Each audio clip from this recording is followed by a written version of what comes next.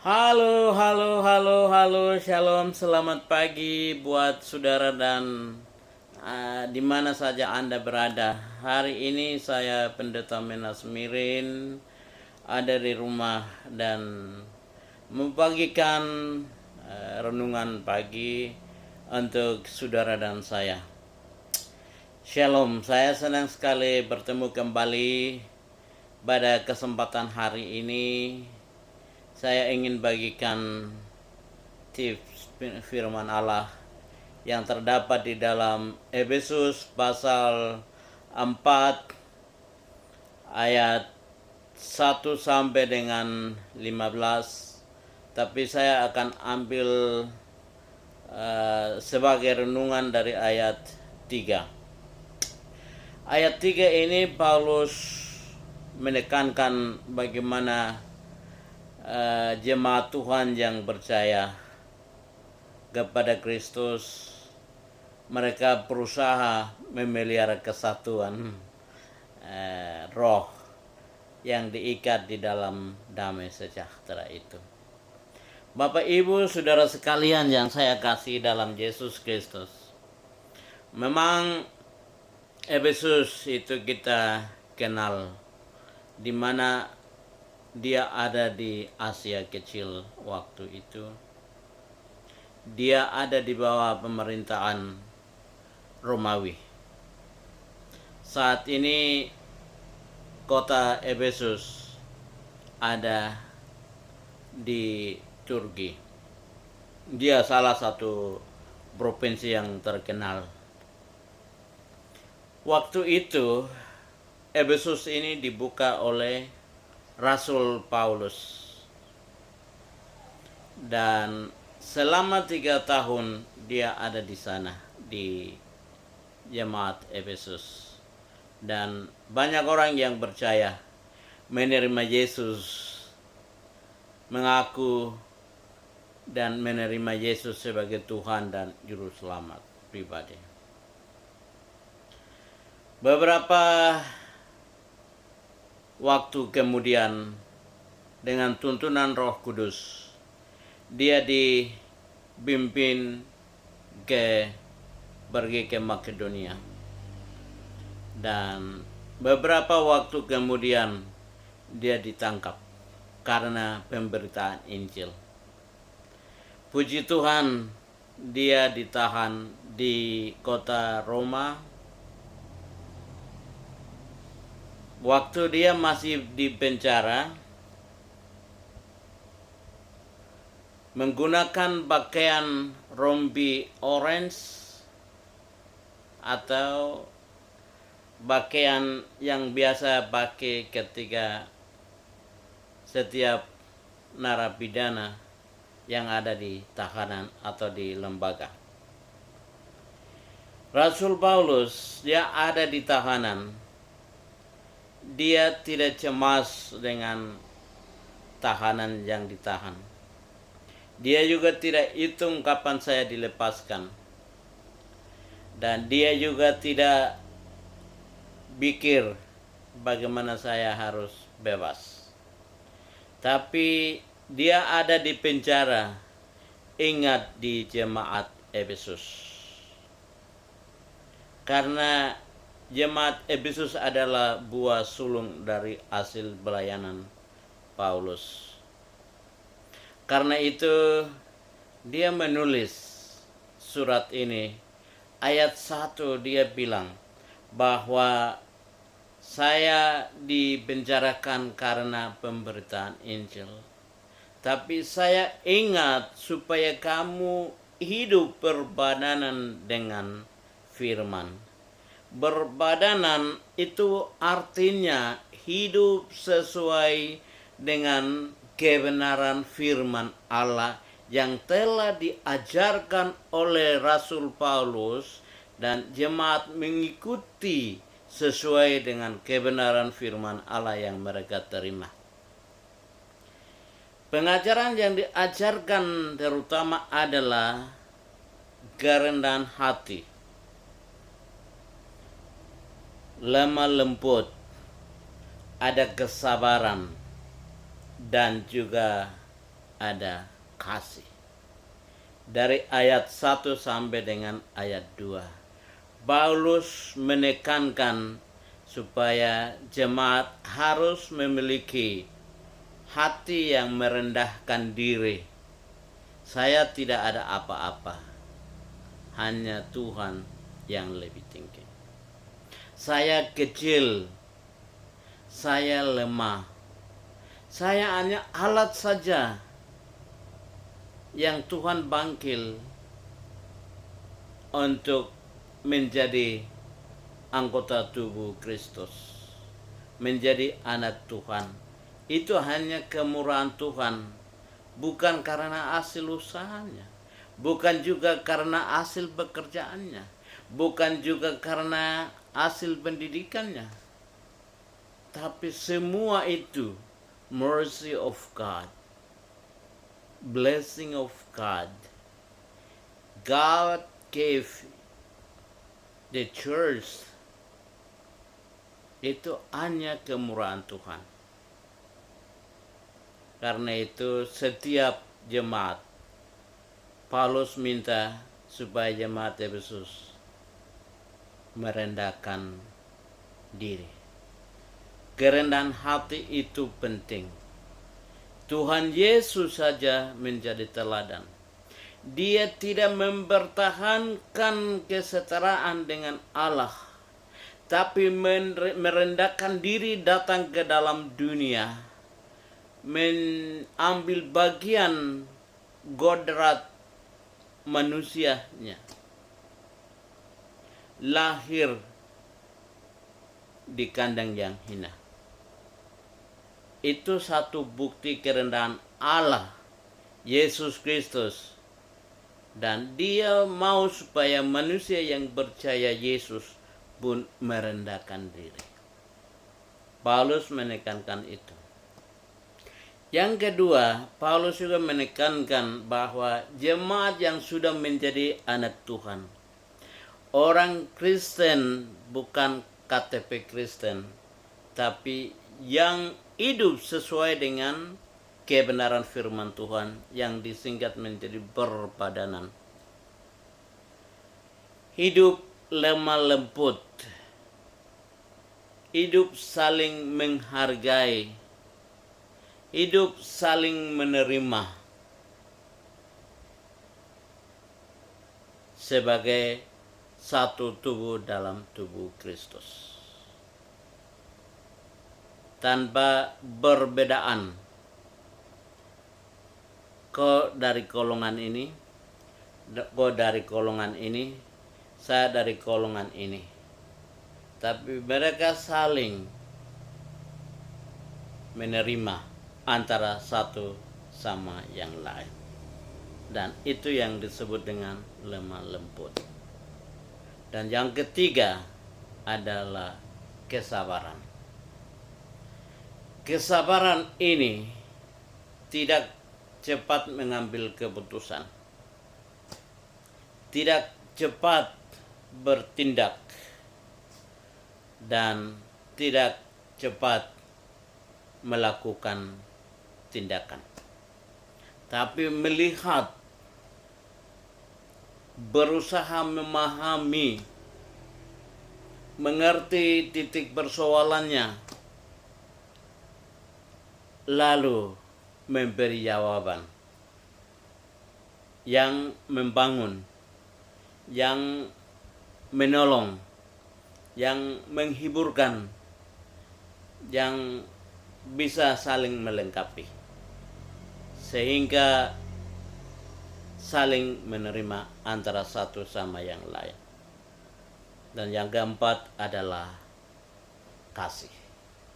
Saling mengasihi, saling menerima, saling menghormati, dan saling menghargai. Kasih itu bersumber dari Allah. Buktinya karena Allah mengasihi manusia, Dia telah mengutus anaknya yang tunggal datang ke dalam dunia untuk menyatakan kasih Allah itu kepada dunia, supaya dunia melihat menerima dia, dia mendapat belas kasihan itu. Menerima kasih sesungguhnya dari Allah itu, yaitu keselamatan. Karena itu orang percaya juga diminta supaya mereka memiliki kasih. Terutama mengasihi Allah, tapi juga yang kedua adalah mengasihi sesama manusia. Hukum yang terutama dan hukum yang kedua. Hukum yang terutama dan pertama adalah mengasihi Allahmu dengan segenap akal budimu, segenap jiwamu, dan seluruh hidupmu. Dan hukum yang sama juga adalah mengasihi orang lain sama seperti kita mengasihi diri. Rupanya jemaat di Efesus ada persoalan dengan kasih. Karena itu, satu penglihatan yang dilihat oleh Yohanes di Pulau Patmos. Efesus Wahyu pasal 2 ayat 4. Tuhan Yesus bilang, jemaat Efesus, kamu tinggalkan kasih yang mula-mula itu. Dan memang benar, surat Rasul Paulus kepada jemaat di Efesus, mereka tidak ada kasih antara satu sama yang lain, dan juga mengasihi Allah itu mulai redup, mulai kurang, mulai menurun. Jadi persoalannya adalah di jemaat Efesus ada perselisihan antara satu sama yang lain. Perselisihan itu menimbulkan atau akibat dari tidak ada kerendahan hati, tidak ada lemah lembut, tidak ada kesabaran, dan tidak ada kasih yang dari Allah itu, sehingga tidak ada saling mengasihi antara satu sama yang lain. Karena nasihat itu datang supaya mereka menjadi satu, yang diikat dalam damai sejahtera. Kenapa harus menuntut memelihara kesatuan? Karena memang Roh Kudus telah mengikat kita di dalam kesatuan roh itu, sehingga kita harus memelihara kesatuan itu.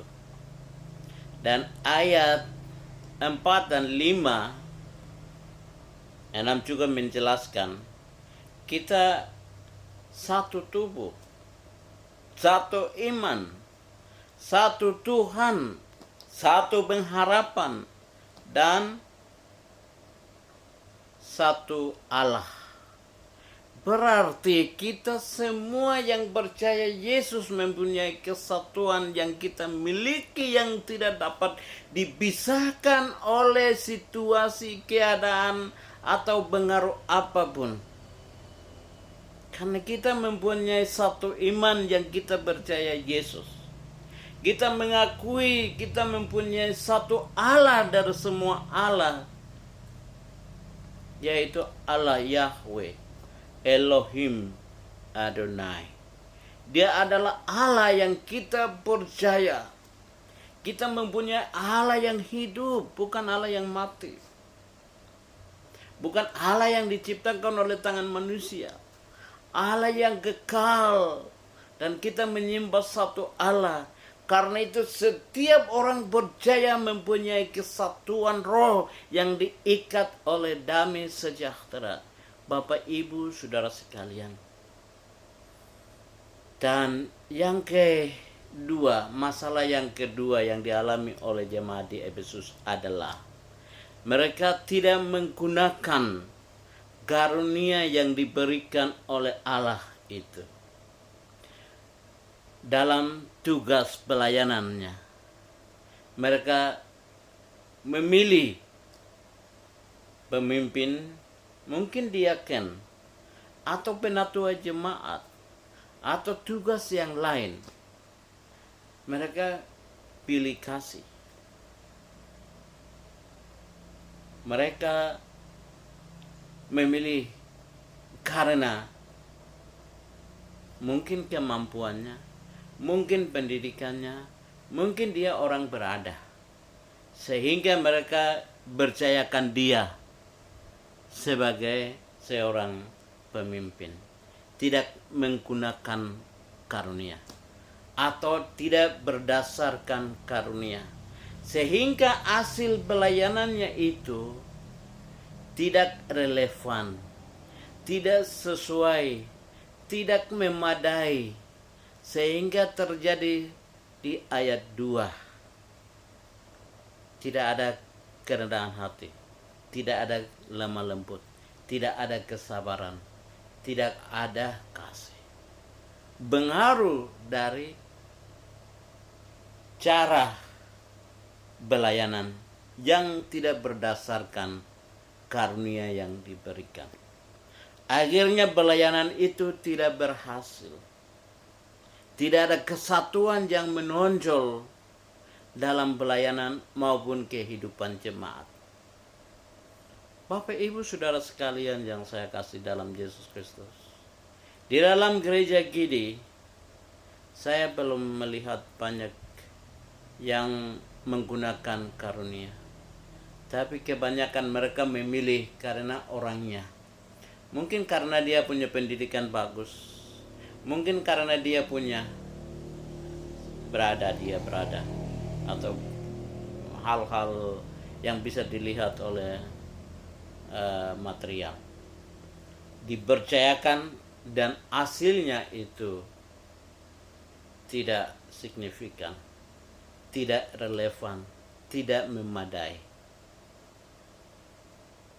Mungkin ini sama dengan jemaat di Efesus, saya tidak tahu, tapi menjadi evaluasi untuk saudara dan saya.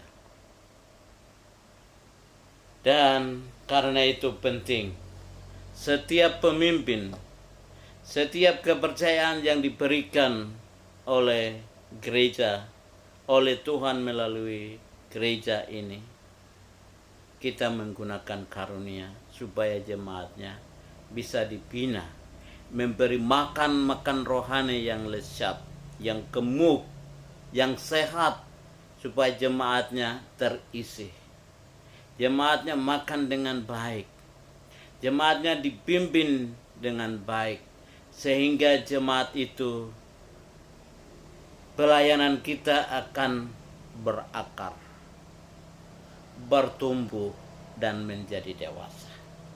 Karena itu penting untuk menggunakan karunia. Dan yang ketiga adalah tidak selalu jalan baik. Dalam pelayanan pasti ada tantangan, pasti ada masalah. Ini yang dijelaskan oleh Paulus ayat 14 itu. Kamu bukan anak-anak kecil lagi, sehingga kamu diombang-ambingkan oleh atau disesatkan oleh pengajaran-pengajaran sesat. Pengajaran-pengajaran sesat yang dimaksud itu adalah ada kaum bidat, Yahudi Ortodoks, atau Farisi, kelompok Farisi, atau juga Saduki, yang mereka tidak percaya pengajaran Yesus. Mereka tidak mengakui Injil keselamatan. Mereka tidak mengakui kebangkitan. Dan mereka bisa menyesatkan. Apalagi di Efesus kita tahu dia adalah kota strategis, pusat penyembahan berhala di sana. Kota strategis, semua kapal-kapal berdagangan dia singgah di kota Efesus. Dan pengaruh itu membuat jemaat yang sudah percaya Yesus, iman mereka dikoyahkan, diombang-ambingkan, disesatkan oleh dongeng atau filsafat yang palsu, bukan pengajaran firman Allah yang sebenarnya. Membuat jemaat itu akan jadi imannya menurun, bukan bertumbuh lagi. Kesatuan mereka sudah tidak ada lagi. Bersekutuan mereka sudah tidak ada lagi. Apalagi kerendahan hati, apalagi lemah lembut, apalagi kesabaran, dan memang tidak ada kasih yang mula-mula itu. Karena itu Rasul Paulus memberikan nasihat kepada jemaat di Efesus, supaya jemaat Efesus yang telah dibersatukan oleh Roh Kudus, yang diikat oleh damai sejahtera itu, harus dipelihara, harus dipupuk, harus dijaga, harus dikemas serupa demikian supaya nyata kehidupan anak-anak Tuhan yang telah dibersatukan oleh Roh Kudus itu. Bapak, Ibu, Saudara sekalian yang saya kasih dalam Yesus Kristus, Paulus berulang-ulang menekankan kesatuan itu. Tuhan Yesus juga membuka pikiran kepada jemaat Tuhan. Di dalam Yohanes pasal 10 ayat 30, Aku dan Bapa adalah satu. Artinya Yesus bukan hanya seorang diri, Roh Kudus bukan seorang diri, dan Allah bukan seorang diri, tapi mereka ada di dalam kesatuan yang disebut dengan Tritunggal Allah. Allah sebagai pencipta, sebagai tugasnya, Yesus sebagai penyelamat, tugasnya, dan Roh Kudus sebagai penghibur, menyertai, menuntun kehidupan anak-anak Tuhan. Mereka satu, dan karena itu membuka pikiran jemaat yang percaya Yesus. Mereka satu, maka orang percaya juga menjadi satu. Jika kita menjadi satu di dalam tubuh Kristus, maka apapun tantangan, masalah, ancaman, atau pengaruh yang datang dari luar tidak akan menggoncangkan iman kita. Kita akan berdiri teguh, kokoh di dalam Yesus Kristus.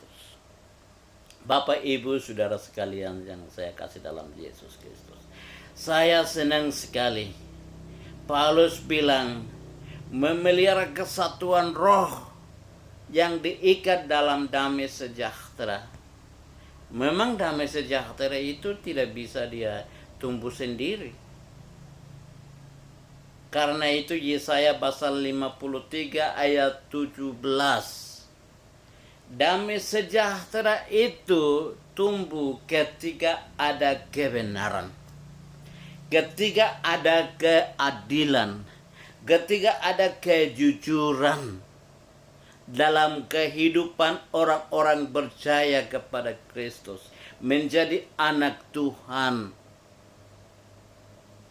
Kebenaran yang berasal dari Allah melalui firman Allah yang ada dalam kehidupan kita, yang kita telah mendengar, kita telah melihat, dan kita telah menerima itu. Kita menyimpan di dalam hati kita, maka kebenaran Allah yang ada di dalam hati kita itu akan memancarkan cahaya kasih, kerendahan hati, lemah lembut, ada kesabaran, maka damai sejahtera itu akan bertumbuh. Damai sejahtera menurut bahasa asli atau Ibrani adalah shalom. Shalom itu bisa disebut juga sapaan untuk menyampaikan selamat. Dan bahasa Yunaninya adalah Irene. Juga sama arti, hidup damai. Dan bahasa Indonesia adalah hidup rukun. Artinya tidak ada peperangan, tidak ada bertendangan, tidak ada masalah, tidak ada siku menyiku, tidak ada saling benci, tidak ada saling marah, tapi hidup penuh dengan kasih. Saling merendahkan diri antara satu sama yang lain, terutama kepada Tuhan. Menyatakan saya kecil, saya tidak ada apa-apa, saya lemah, tapi hanya karena kemurahan Tuhan saya bisa hidup. Itu salah satu sifat orang Kristen yang merendahkan diri dan meninggikan Allah dalam hidupnya.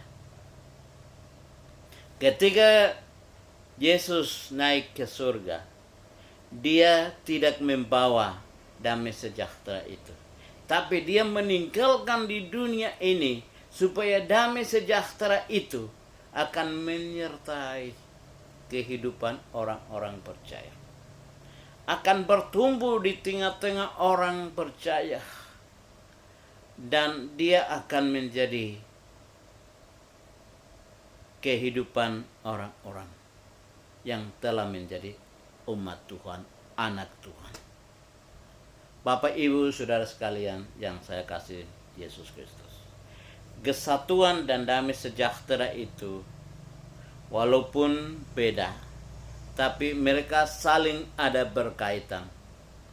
Damai sejahtera ketika dia mau bertumbuh, harus ada kebenaran dulu dong. Dia tidak bisa bertumbuh. Kebenarannya itu apa? Firman Allah yang akan menolong kita, dan firman yang ada di dalam hati kita itu yang memancarkan kebenaran hakiki. Kebenaran Allah ada dalam kehidupan kita yang membuat damai sejahtera itu ada. Alatnya adalah kesatuan. Karena itu doa Tuhan Yesus di dalam Yohanes pasal 17 ayat 11, ayat 21 dan ayat 22. Yesus meminta kepada Allah supaya Allah memberikan kesatuan kepada kehidupan jemaat Tuhan. Doanya Tuhan Yesus, Allah yang Engkau telah berikan umat yang diberikan kepada saya, supaya mereka ini menjadi satu, sama seperti kita adalah satu, supaya mereka, kesatuan mereka itu akan tercipta kesempurnaan sebagai anak-anak Tuhan. Haleluya. Itulah firman. Bagaimana dengan kehidupan saudara? Anda sudah berdamai dengan orang lain? Anda sudah berdamai dengan diri sendiri? Anda sudah berdamai dengan keluarga? Atau belum? Ada jawabannya.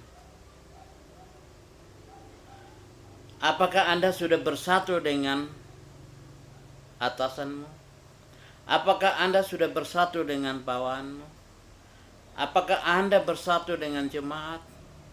Apakah Anda telah bersatu dengan Tuhan? Atau Anda berjalan sendiri? Jika Anda berjalan sendiri, Anda sejauh mana, berapa persen Anda akan bertahan sampai berdiri kokoh? Saya sangat setuju dengan satu pepatah kata, bersatu kita teguh, bercerai kita akan runtuh. Saya belum lihat sejarah dekat jemaat Efesus yang dibuka oleh Paulus itu. Sampai hari ini masih hidup atau belum? Tidak ada. Itu urusan mereka. Urusan gereja Anda, gereja saya, atau gereja kita saat ini. Apakah jemaatnya ada perselisihan? Evaluasi, apakah yang menjadi masalah? Apakah jemaatnya menggunakan karunia yang diberikan Allah kepada pemimpin? Kenapa jemaatnya tidak bisa menjadi satu? Kenapa jemaatnya tidak bisa bertumbuh? Kenapa jemaatnya tidak makan makanan rohani yang baik? Apakah jemaat Anda disesatkan oleh pengajaran-pengajaran yang lain dari Injil? Berapa organisasi yang ada di jemaat atau gereja yang Anda beribadah? Mungkin saat ini tidak ada, tapi beberapa waktu yang akan datang mungkin ada, mungkin juga tidak. Saya tidak tahu. Kekuatan kita adalah kita bersatu. Bersatu dengan orang-orang percaya yang lain dalam persekutuan. Yang kedua, kita hidup damai dengan saudara yang lain sebagai saudara seiman, tapi juga berdamai dengan Allah. Dua hal ini penting untuk kehidupan Anda dan saya sebagai anak Tuhan yang sudah percaya Yesus, menerima Dia sebagai Tuhan dan Juru Selamat.